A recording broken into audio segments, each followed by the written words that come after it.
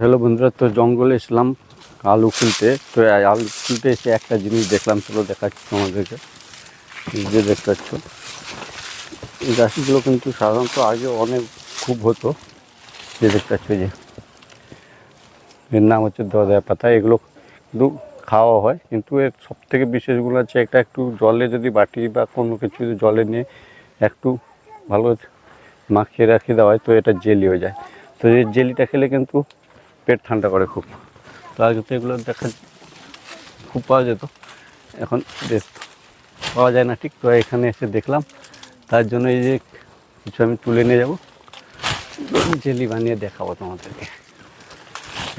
চলো দেখতেছ,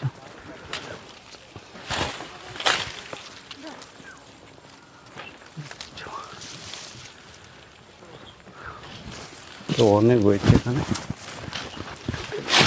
পুরো লটা সোনা নিয়ে নিচ্ছি, এই যে দেখতেছ।